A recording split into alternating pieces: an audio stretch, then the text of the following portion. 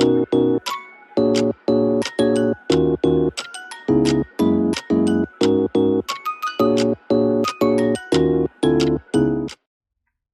and welcome back to Old Soul Podcast. My name is Bree. That's spelled B-R-E-I. Thanks so much. Today's film commentary is going to be about a film called Boksoon, and it has a runtime of 2 hours and 17 minutes, and it was released in 2023. I don't see a set rating on there, but I believe it would be rated R due to a lot of the graphics, possibly PG-13, depending. It just doesn't say, so I'm giving an estimate on the rating. The director's name is Byun Hyun. I apologize if I mispronounced that. Again, I'm not fluent in Korean at all by any means of the word, but if I do mispronounce something throughout this, I have tried to go and see how it would be pronounced correctly, and I just hope that I am doing it justice. So I just wanted to preface with that before getting more into the commentary. Okay, so today I'm going to be talking about this film, but I just wanted to start out by continuing on to say that I have recommended this film. I don't know that I did anything but like a brief story on TikTok, or maybe it was Instagram when I did have an account for Old Soul Podcast on Instagram. Either way, I've recommended it, and I have also put a rating for it on Letterboxd, but I'm not sure if anyone has really seen that, or if a lot of people have seen that, or if my subscribers on YouTube or people who listen solely on Spotify have seen that. And I said before when I did my video about the strikes going on for the writers and the actors that I'm going to stay away from mentioning any new releases, so anything that's new 2023 that is released in theaters, and any new released K-dramas I'm going to stay away from. This is not specifically a K-drama, it is a Korean film, but I still think it would fall under that genre in a sense. It's still not a show though. And I mentioned that the only thing that I would do is if I had already recommended it before the strikes had started, or I had already recommended it on TikTok, there was a chance that if I liked it enough, I would do a full commentary.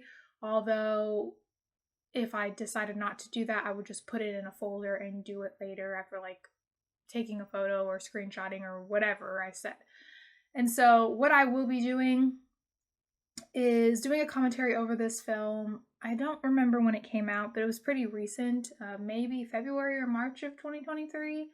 It is not a K-drama, it is a South Korean film. Unfortunately, it was released on Netflix, and I have a little beef with Netflix, and a lot of the details I already discussed in that Let's Talk video about the strike, so you can always go back and preface that and listen to that if you want more context.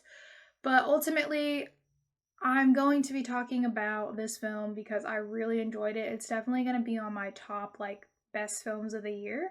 And I really want to break down this film because I was just thinking about it a lot. I figured I'd do a commentary. I've already recommended it, so it falls under that category.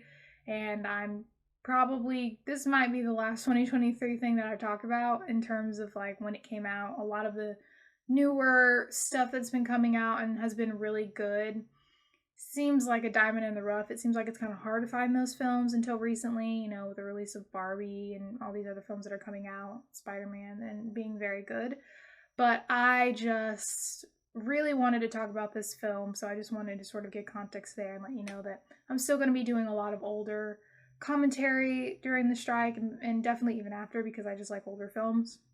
But this film is just kind of in the gray area of I've recommended it, I was thinking about it, I'm definitely it's going to be on like one of the best films I've seen this year, and I think it deserves a full video, and it was something I recommended in the past, and I'm going to extend on that, although I don't always do that, and a lot of times when I do recommend it, it's because I'm not in the mood to definitely do a full video, and I might come back to it, and this just happened to be the case for this film. So yeah, now that we've talked about that, I will get into the film, and of course I'm going to start with basically topics, and I'm going to try to branch off of those topics because that seems to be working a lot easier for me. But there's a lot going on in this film, so if there are things that I miss or things that I talk about that aren't necessarily in a specific sequence, please forgive me. You know, that's not entirely the goal of my commentary. It's really just to talk about things that stood out, give you a little bit of context to what the film is about, and maybe delve and dive into things that I think branches out in a way that maybe you don't see with your first or even second watch, and just go from there. So basically, this is a film about a woman whose name is Boksoon, and basically she has had a pretty hard life. Her dad had a lot of, well, some sort of power because it looked like he had worked for the police or something in that sort of category of industry or of work. And he was physically abusive. You could see like marks on her neck and things like that, and a few flashbacks of her looking like she'd gotten beaten up. And basically her dad was just not a good dad. Let's just say that. Even though we didn't get a lot of it, what we did see of him wasn't really stellar. And you can see that she might not be entirely right in the head when we see a few flashbacks of how she met a certain other character who is also a main character. But basically, the first scene we get of Boksoon outside of her childhood, I just wanted to kind of start with her childhood because you can get a little more context, even though the film does not go in that sequence. We have a fighting scene, and I think what's really interesting about the film is that they not only start with a fighting scene, they don't really gear you up for anything, they're just in that moment. We see what type of person she is in general just through this scene. So she's fighting this like well-known fighter in his own right. I believe he's Japanese just because they're speaking Japanese and they're speaking Korean in this scene. And he's talking about, you know, your honor, and he picks a sword as his choice of weapon. And Boksoon is sort of playing games with him, but, you know, she lets him pick a weapon. She picks sort of like this smaller, I don't want to call it a hammer, but it's smaller than the sword, and it has a blade or whatever, but it has sort of like a hammer type motion when you would use it, but it's definitely bigger than a hammer. Anyway, they pick their own weapons. She's trying to play fair with him, but still, she basically kidnapped him, threw him in the middle of like the road, and then was like, hey, we're gonna fight. And right away, you can tell that they're both probably in an industry that's not really upstanding. And he even says like, oh, you're that like well-known lady who's like this well-known assassin or whatever. And I guess you could call them contract killers, assassins. It's in that realm. That's what she does. And she basically has to follow the orders of this organization, but they're called MK. And she was basically recruited when she was a young girl by the now CEO and owner of that org, whose name is Chairman Cha. And they met when he was supposed to kill her dad and make it look like a suicide. And in the process of him trying to kill her dad, she showed up from school a little bit earlier. I think she just didn't go to one of the classes that she was supposed to go to. And the guy has a gun behind her head. They're talking to each other, and she says something about like, are you gonna kill my dad, or are you gonna kill me? Something like that. I don't really remember the dialogue, but it was really kind of eerie-ish on both ends. The guy killing her dad and her watching him and not really helping him. Which on one end, he's her abuser, so you get it. But you can tell there's something more there that isn't just her being abused for a long time and hating her father. But maybe she might be a psychopath. I haven't decided yet. I still think she's an interesting character. She's not a good character. And really something you're going to see throughout the film is none of them are really good. You don't really root for any of the characters because they're good, except for maybe her daughter that you'll see later. But other than that, it's just like they're entertaining, they're interesting because they're crazy and they have really, really good fighting skills. Like that's really all this film is, outside of the very obvious political efforts in this film that don't feel like propaganda, but just kind of feel like the crazy dog-eat-dog world that we live in. So Yeah, that happens. And you see the dad struggling on the chair, and the guy kind of has his gun to her. Well, he does have his gun to her head, the chairman Cha, who wasn't I don't know if he was a chairman at the time, but whatever. He says something about, oh, this kind of sucks that you showed up. I have a little sister myself, and you're a kid. And you see later that it's kind of his rule to not harm minors or children, whatever morals that he has, which, like, how do you even have morals? You're an assassin. And anyway, she pushes the chair from under her own father, causing him to fall and basically die because he has like a noose over his neck. And the guy who was originally there was trying to make it look like suicide, so yeah. And then she turns around and she smiles, and the guy who was actually originally there as a hitman or an assassin or whatever puts his gun down, and he's just kind of obsessed with her from that point on. And you see that throughout the film that Chairman Cha is absolutely obsessed and in love, whatever love means to him, with Boksoon. And Boksoon, I can't really figure out what she feels about him. I want to say she respects him. I want to say she's thankful that he got her out. But another part of me thinks that that's very performative of her, and she kind of knew that this was the way that she was going to survive, and it was better than what she was going through. And the only time she really shows any emotion is when she's around her daughter. So I really don't know what to say about that, except that I'm just giving you the details of the film, right? Okay, so back to the original beginning scene, fight scene with the other hitman. So they're fighting, and Boksoon does this thing where she analytically thinks in her mind and sees the scene playing out in her head before things happen. And this happens a lot in the film, and I think it's a really nice way to show how analytical fighters are. How can I counteract that attack, and how can I counteract that attack, and what can I do if I'm in this situation? But she's really vividly seeing it in her head. And once she's seen that, oh, that way's not going to work, she starts walking back toward the van that she came in, and the guy lets her because he's under the impression that he's gonna win. You know, he's really talking, he's confident. He thinks and feels, and in his head knows that he's better than her and that she's going to play fair. And the thing about it is, Boksoon isn't necessarily caring about playing fair. She wants to win. The outcome is to win. The outcome is to succeed. And so when the camera turns back after he's talking to himself while he thinks she's listening, I suppose, she shoots him with a gun and takes him out. And that's that. She's deducted, oh, I can't beat him this way. Or maybe I could, but it would be a lot of work in the situation that he had me in versus, you know, he picked the sword, I picked this. I'm bored now. I'm going to shoot him. And he's done. And the job's done. But I don't think she technically was supposed to do that, but she did. Okay, whatever. And she leaves, and then you hear about it on the news later, and so on and so forth.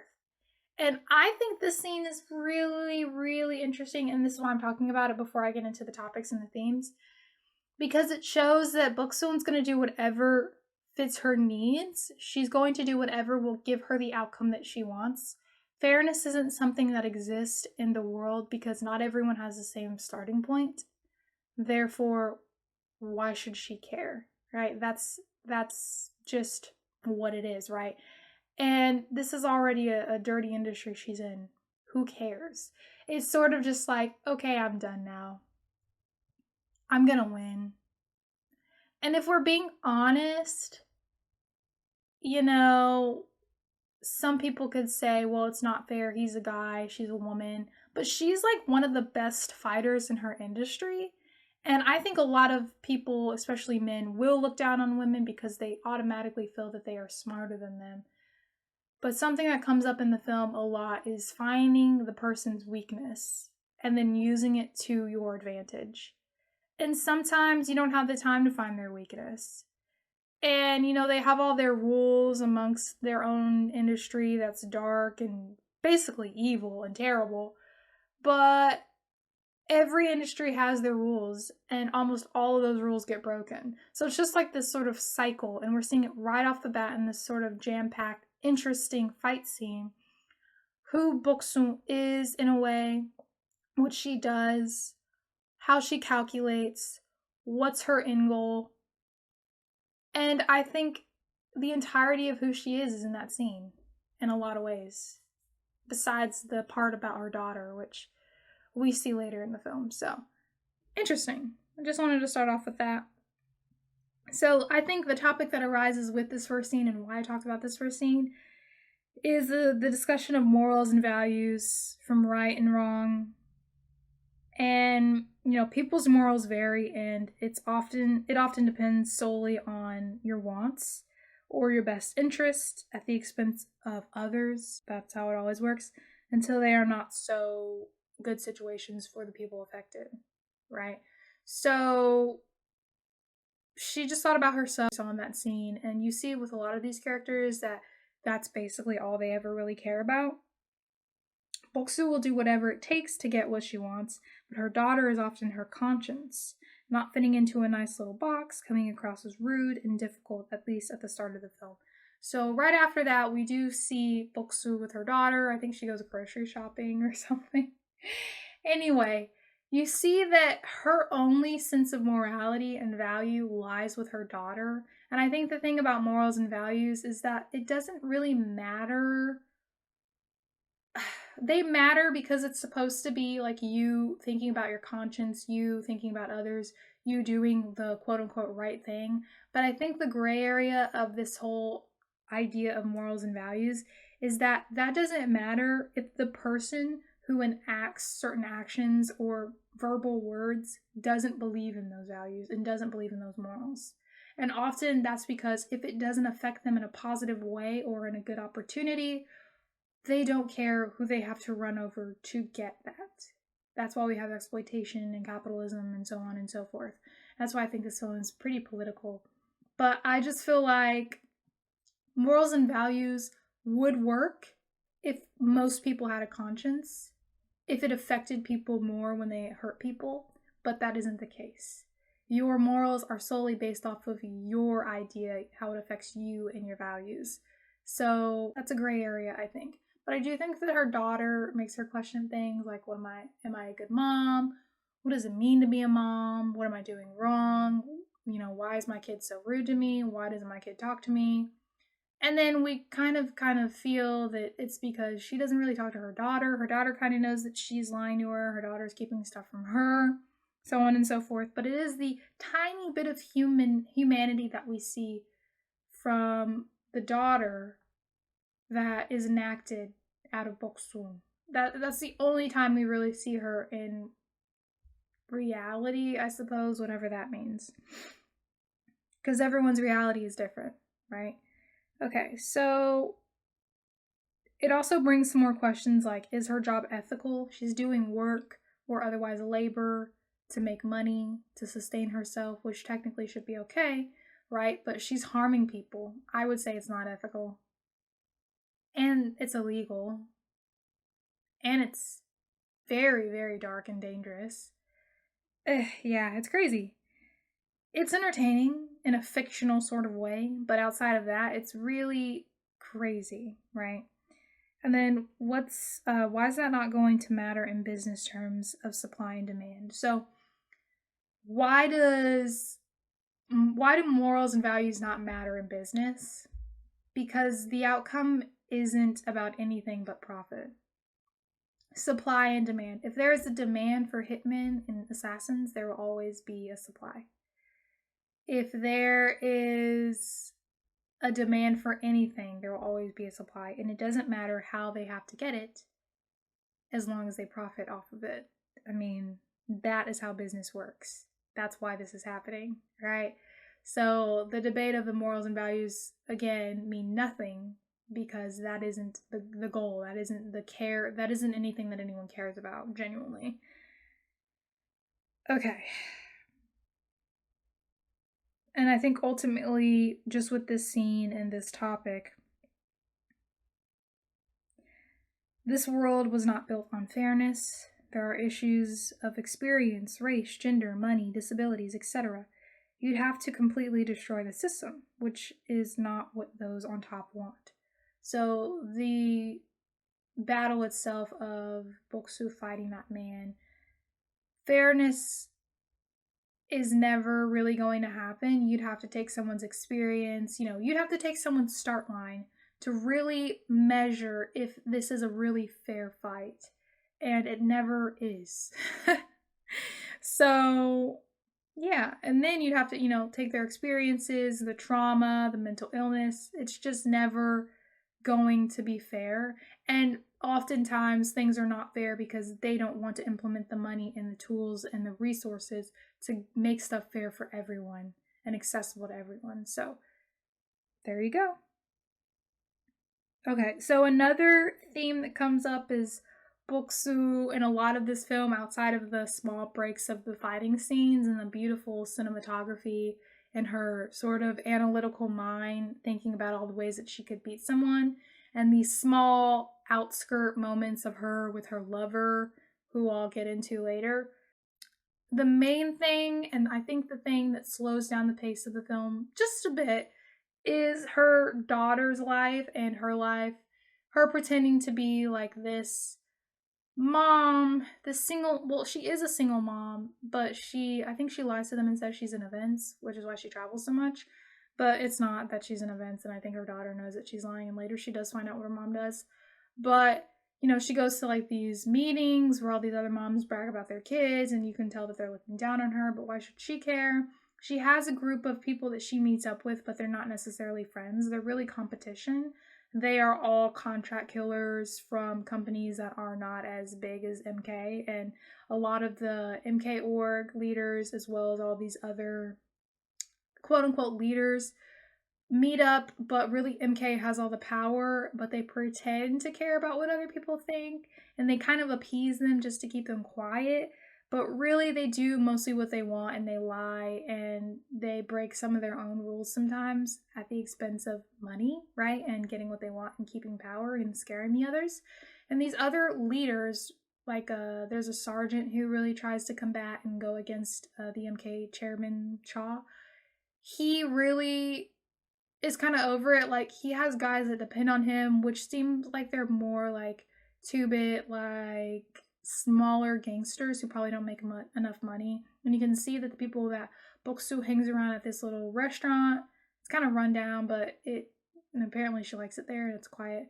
And they talk to each other, but you can tell that they all are very envious of her, and they all just kind of suck up to her until something happens, obviously, that I'll get into. But yeah, so there's that concept. That's basically the movie. It's like fight scene, her personal life with her daughter, a lot of scenes of the daughter, and other things that we find out that I think I'll get into eventually. I think I'll talk about it now just because. So, in between all the chaos going on, and I'm going to break into it when I talk about some of these characters, but her daughter is in a relationship with another girl, so she's gay, and there's a moment where she comes out to her mom, and her mom doesn't really have the best reaction, and I don't think the daughter's really surprised by that. But she does slowly sort of lean into it. She clearly loves her daughter, and they're going to figure it out or whatever. But the daughter's in this relationship with this other really well-known, pretty popular rich girl, but this girl already has a boyfriend, so there's some issues there for obvious reasons. But there's this guy who's been trying to ask her out, and she keeps ignoring him, and I think he's a friend of her current girlfriend's boyfriend, which is confusing, but it's what's going on. And he basically tries to blackmail the daughter by saying, he has a video of the daughter and her girlfriend kissing, and he threatens and says, basically, I'm going to out you if you don't go on a date with me or whatever. And she gets so livid, right, that she like stabs him in the neck with a pair of scissors, which is pretty brutal. I'm not going to lie. That was like her first reaction. Granted, he's wrong for trying to out her, but violence being her first reaction is a little scary, and something so violent, and not even like a slap or a punch, like scissors in the neck near an artery. That's wild. But anyway, she does that, and then the mom shows up, and she even has a fight with the chairman, Cha, because she was with him at the time at this like restaurant, and they were talking. And he makes a remark like, oh, mother like daughter, daughter like mother, whatever. And she gets really mad by that. Like, the idea of her daughter being like her scares her. Like, she doesn't want that for her daughter, which understandably so. And you can tell that she's trying to act like a normal mom, sending her kid to the best school, living in a nice area, driving a nice car. She wants different for her daughter. And being a single mom, I'm sure that's even more something that she's trying to hit home with. But all these other questions arise and things like that. She talks to her daughter, but her daughter doesn't really talk to her. Eventually, she tells her what they really fought about, but for a long time, she wouldn't tell her what really happened, and so on and so forth. And that's how she comes out to her mom. And they do get closer from this. But again, these are other things that are happening while she's stimulously like going on these missions, I guess you could call them, hit missions for MK at the time. And I'll get a little bit into that as I break into this next concept of power and control. So no one can be trusted in this industry. The issue with power is that it can be leveled against you rather quickly. You need eyes behind your head. Again, it feels like everyone's performing for each other. You can't trust anyone, even, your own company, because why would you? They would be ready to discard you as soon as you become an inconvenience for them. And you can see that a lot of people do not like Boksoon. And even the people that like her really want her as a weapon, a tool. They like the idea of her. They like proximity to her. They like access to her. But do they really like her? I don't think so. And I think she uses them in the same way and performs in the same way because that's exactly what she's getting. And I think they, in a lot of ways, realize that as well. You see that Chairman Cha is really trying to get her to renew her contract because her current contract with MK.org is about to be up, and he's really trying to find ways and jump hoops to keep her. And then his younger sister hates Boksoon. I think she's jealous of the attention that she gets from her brother, and mostly because he would literally do anything for her, it seems.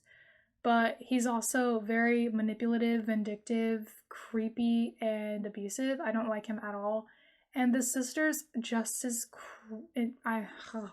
she's just as chaotic, and I feel like her obsession with her brother is really sick in a lot of ways, and the way that she's obsessed with everything that has to do with Boksoon and her brother.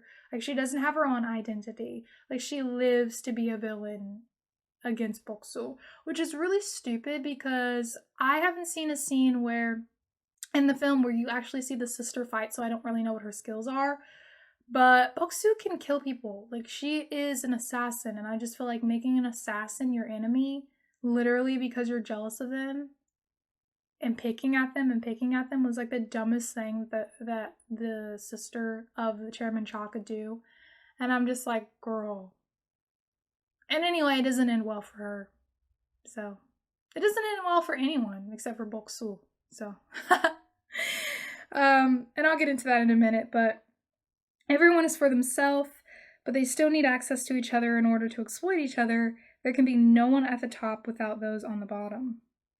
As you can see, that's why there's that whole group meeting that they have with the other leaders, who they don't necessarily care about, but they need kind of. So I feel like that's why they pretend that it's a democracy when it's not.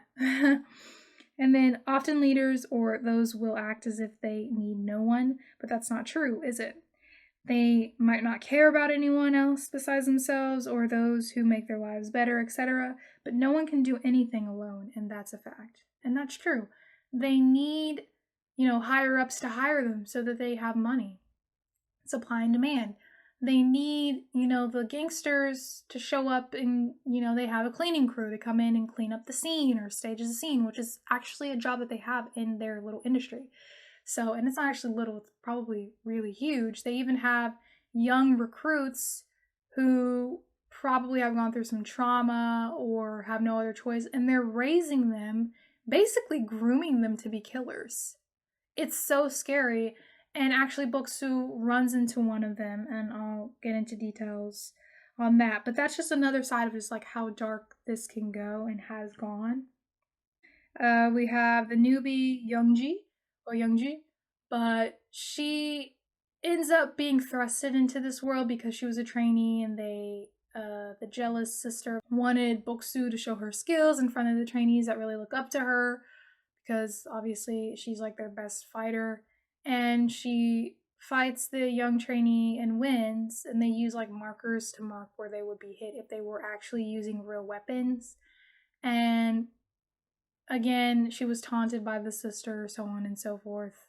and that happens. And it's a really interesting scene. But again, it just shows how annoying the sister is. Like, why are you being so annoying? And then we have the lover / coworker Esom, who occasionally they Boksoon and him sleep together, and they talk about things like in their personal lives. They meet up, like, oh, his dad is sick or whatever, and I think she helps him out sometimes. And I don't know, I just feel like their relationship is very transactional, like a lot of the relationships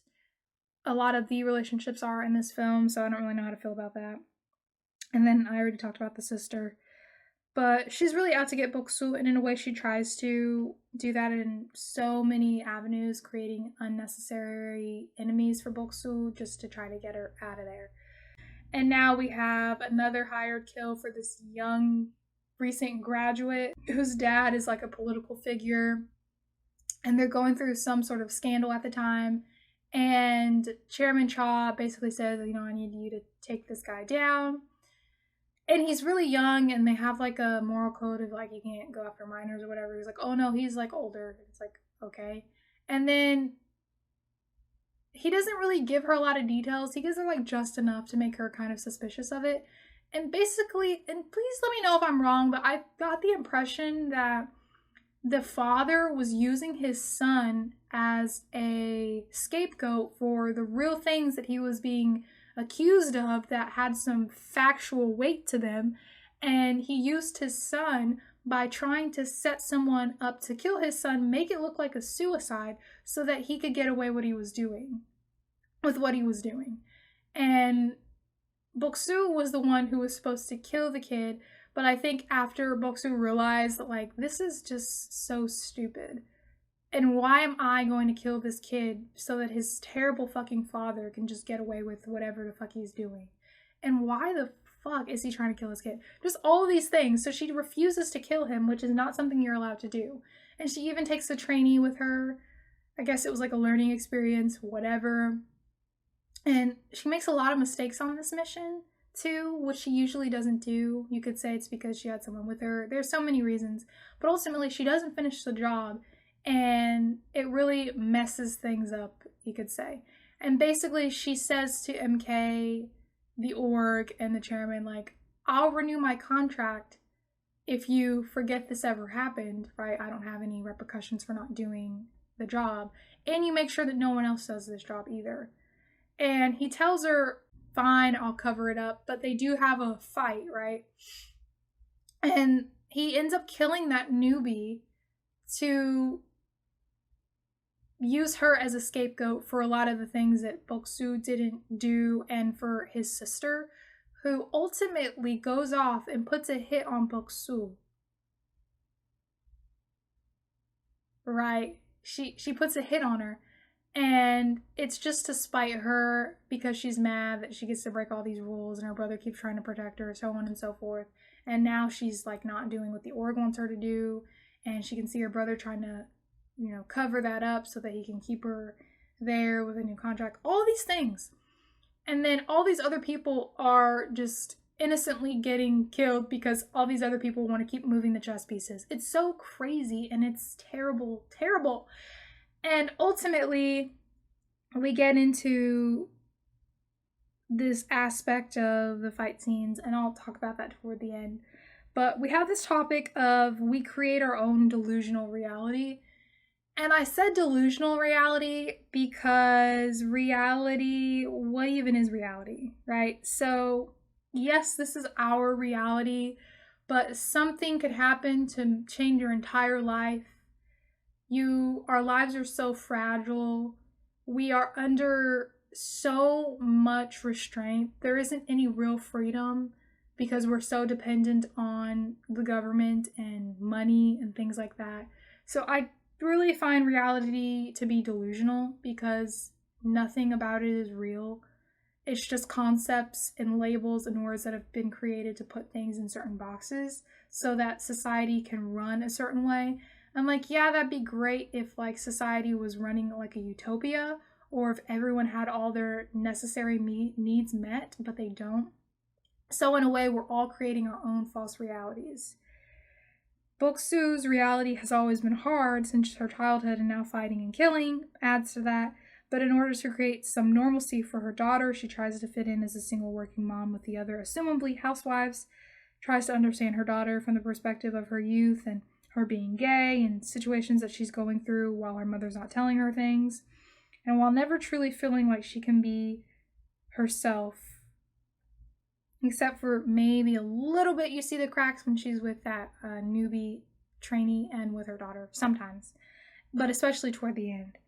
Boksu doesn't even really have friends. We see a scene that depicts just how desperate her lover and friends are to take her spot with Yeon. So after the sister puts out the hit on her, Boksu is at this restaurant and she was with the newbie after they failed to do that job.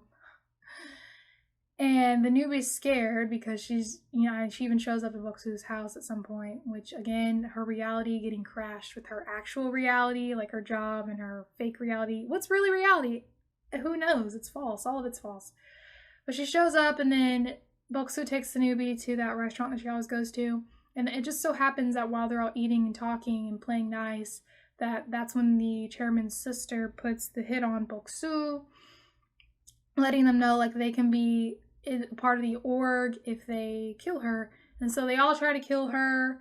It's a really, really intense and crazy scene, but it's quite entertaining. And then the newbie jumps in to try to help Boksu because she knows what really went down when they were there to some extent, right? And I think she really trusts her someday. And I mean, why would you go against her? She's like the badass, right? And anyway, they get out alive, but not without a few scratches. But all the people that Boksu killed, who, by the way, tried to kill her first. So in this instance, it is self-defense. And none of them are good people, but still. Neither is she, I suppose. But no, she's definitely not a good person. But, yeah, so she gets out, but all those people were contract killers who are going to have to be answered for. And that is what really creates the problem. And ultimately, like I said before, the newbie gets killed by the chairman because he uses her as a scapegoat to cover up what his sister set up. So Boksu basically is like, and he even like tries to threaten Boksu physically. Boksu is like, look, I gave you my terms after I failed that mission and you failed. If you give me up, you'll have to give up your sister, which you won't do. And she says that knowing that he won't do that because he always protects his sister, but he protects Boksu just as much, so he's not going to do that. So he uses the newbie, which I don't think Boksu expected. I'm giving her the benefit of the doubt. But he kills the newbie when Boksu leaves and uses her as a scapegoat for whatever happened. And, of course, lies about other things. And he ends up killing one of the sergeant leaders of the smaller gangster groups to prove a point, and all that goes on. And yeah, it's wild. By the end, the daughter finds out what her mom really does. Even though they've gotten closer, she didn't really know what her mom did. And Boksu has really tried to keep that part of her life away from her daughter, but it's really just like everything's falling apart. And you can see Boksu sort of cracking a little bit when she's like crying in the restroom, turning the water on so her daughter can't hear her, so on and so forth. And her daughter thinks she's in the CIA, which I guess isn't a far reach, but it's still not what she does, right? And the Boksu goes to seek revenge. She kills the sister, Chairman Cha's sister, with a pen, might I add, which is just like, yeah, that sister really had it coming. I really don't understand why she was so threatened by her, because her brother gave her basically everything that she wanted. Anyway, she died. Boksu killed her with a pen. And then Boksu and Chairman, they end up fighting. Boksu wins the fight.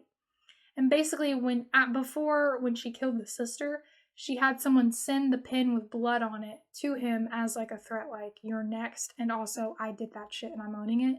And that's like one of his like ultimate forms of, he even says in the film, like, if you want to fight me, then send me a knife with blood on it or something like that. And she did that in a different form. And he found his sister dead. So there's that. And ultimately, she goes to his office, and most of that fight scene was just her analyzing how she could or would not win the fight. And in most case scenarios, she would not win the fight. But she knew, although she's a great fighter, She knew that his weakness was her, and he knew that his weakness was her, and he knew that her weakness was her daughter, and she knew that too.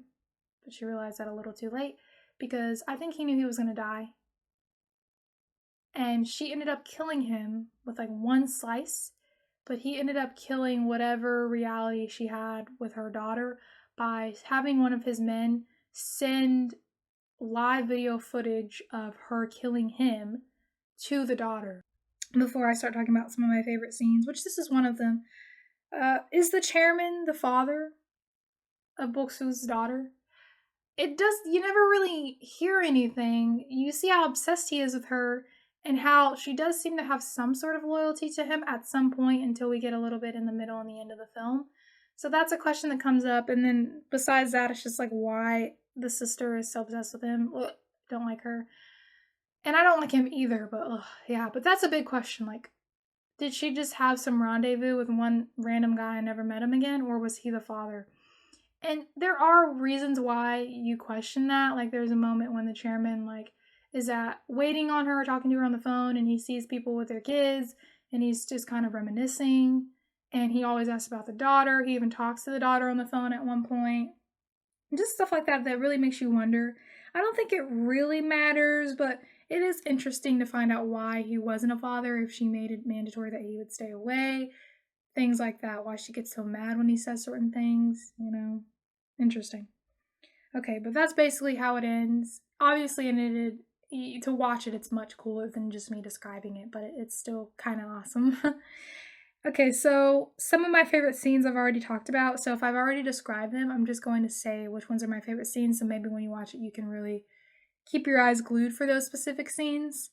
But if I didn't already talk about it in detail, then I will get into detail, but I probably have already talked about it. So the scene at that food joint with the smaller contract killers who basically were trying to kill Boksoon because there was a hit on her by a chairman's sister. That is one of my favorite scenes. I've already talked about it, so we'll move on. Boksoon and the chairman's fight, even though most of it was just in her head. Very good scene. And the daughter going back to school. Okay, so since we're at the conclusion, and I'll get to the conclusion and the quote segment, the daughter has a scene after the movie is over, and they're basically end credits, where she goes back to the school and she walks into the classroom and pretends like, oh yeah, I just wanted to say bye, even though she's already been expelled and she's not supposed to be there, but she shows up anyway. And she basically hugs her ex-girlfriend and was like, I really wanted to kill you, but I thought I probably shouldn't, or something like that, or I'll hug you instead. I didn't know if I wanted to kill you or kiss you, or something like that, she says. And it's kind of scary that she shows up out of nowhere and she says that. And then she walks off, and then her ex-girlfriend kind of smiles, like it's funny to her or whatever, but it kind of creeped me out. And then she walks in the hallway, and she passes by the guy who she originally stabbed with scissors, and you can see the bandage on his neck, and she taps her neck and smiles at him and then walks away. So I think the reason why this is one of my favorite scenes is because it's at the end credits and you almost could have missed it. So it's like, why did they do that? Good thing I let the credits roll a lot of the time at the end. But also, it's just because it's sort of like, the question is, how much like her mother is she? Especially now that she knows who her mom is. Really who her mom is. And I think the mom throughout the film has always been worried about, how much is my daughter like me? So that is very ambiguous. Or is it? So, in conclusion, this film is very political in my opinion, but it's wrapped in entertaining fight scenes with a main character who's pretty badass and very analytical in her choices, specifically when fighting, while being surrounded by people who are full of themselves and act as though they are invincible, although she does too. They often try to humble her and want her to be insecure, but her daughter is the reminder that she needs to keep going, I suppose. Cha found her weakness and she found his, and the power dynamic really changed, or was it ever really him in power, or was she just playing along?